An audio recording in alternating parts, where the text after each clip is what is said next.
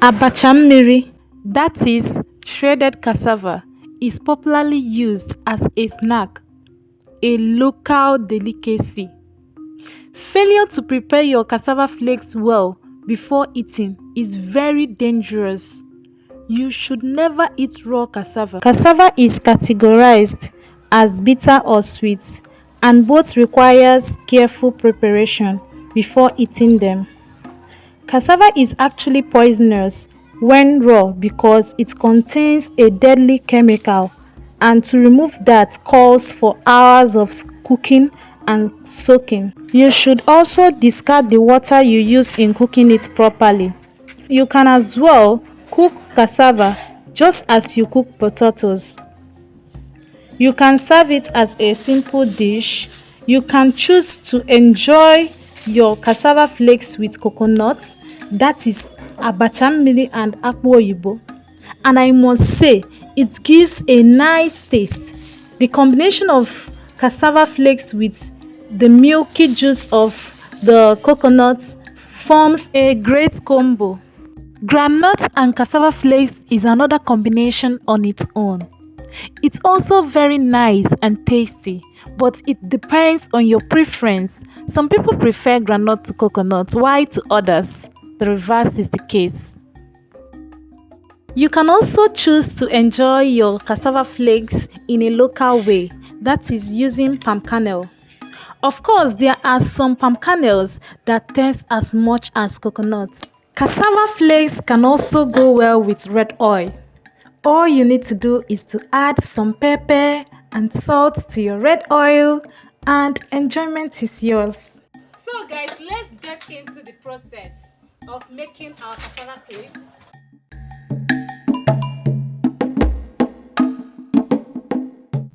First of all, you need to cut this cassava into pieces.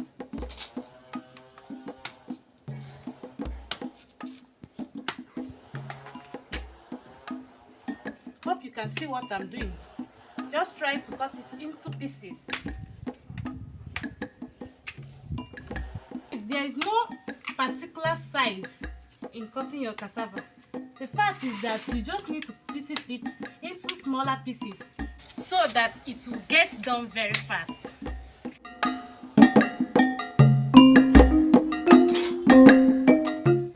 So guys, we are going to go over to the next step, which is washing this cassava.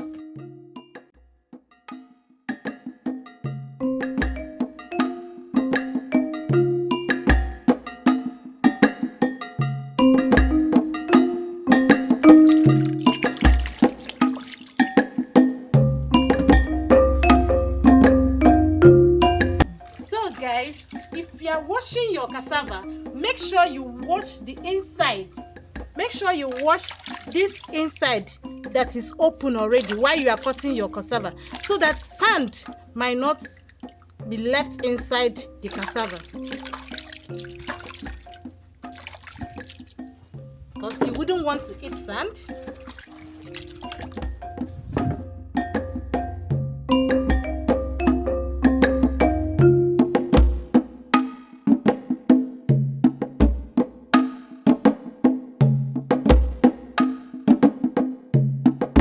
Rewash this cassava the second time.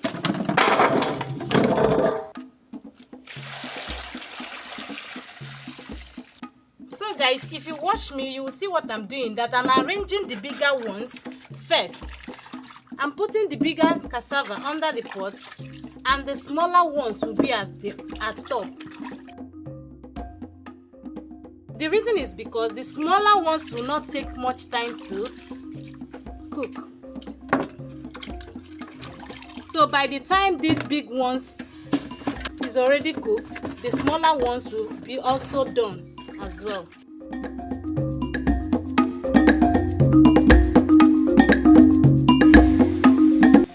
So we'll go back to add our water, and mind you, adding your water, you add your water to the level of where your cassava stop, just as you can see.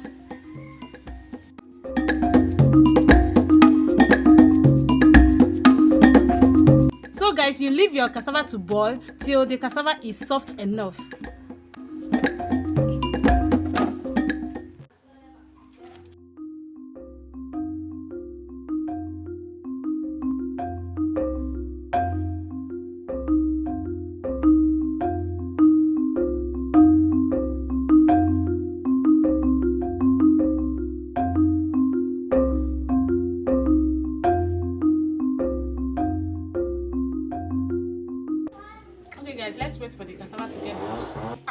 is already done. Let me show you guys. As you can see, how to know whether your abacha is done or not is that the abacha will start breaking at the side.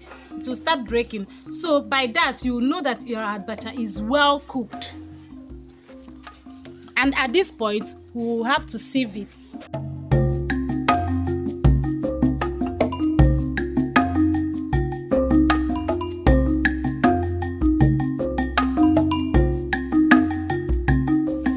Please, this abacha is not for you to eat today.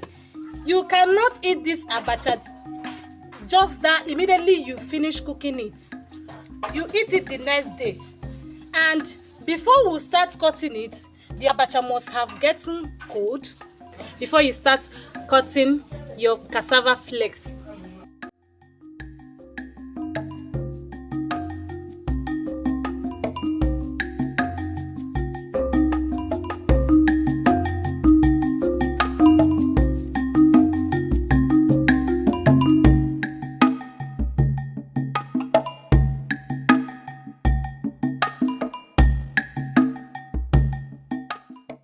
So in cutting this cassava, we will be needing the groundnut oil because the cassava flakes might be getting sticky while you are cutting it. So the best thing you need to do is to add the groundnut oil on the knife that you are using to cut it.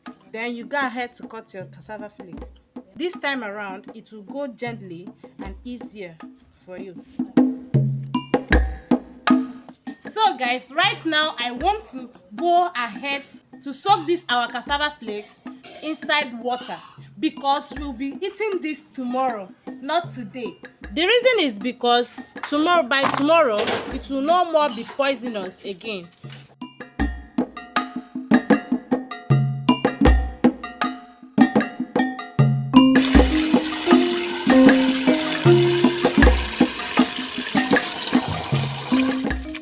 Soaking your cassava inside the water, you leave it overnight till the next morning. That's when you are going to wash it and it will be okay for you to eat.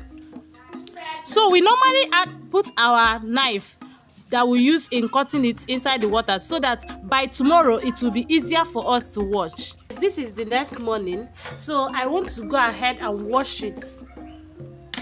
Look at how slimy the water looks like. So let's go ahead and remove it from the water first before washing it.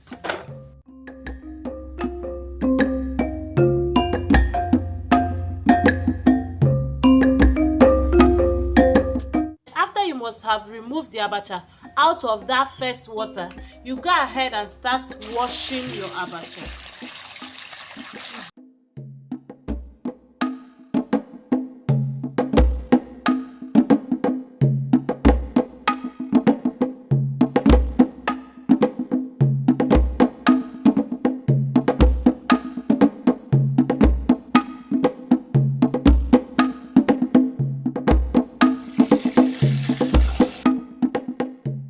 So I'm going to go ahead and wash it the second time.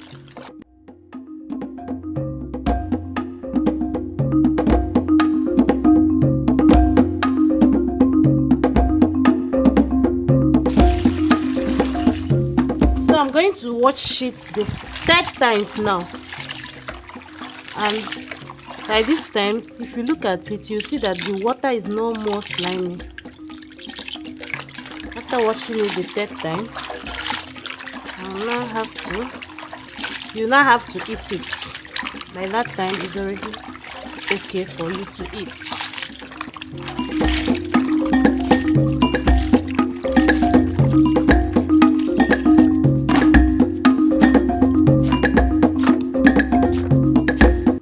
So guys, I'm now using this last water to wash out the knife, and as you can see, the knife is now washing out easily. It is very important to add water when you finish washing your abacha because the water helps in preserving the abacha. This abacha can stay like days without getting spoiled, as long as you soak it inside the water and continue to rewash and change the water every morning.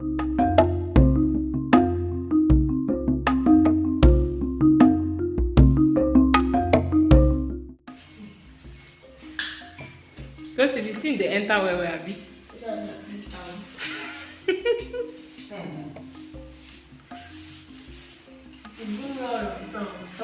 Go chop and finish. With this your small stomach, small belly, e big, e don blow am.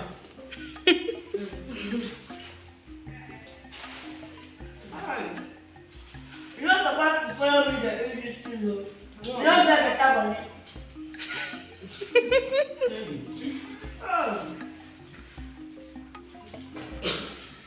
Hey God. My dear, please subscribe. Give a thumbs up. Don't forget to share. Bye bye.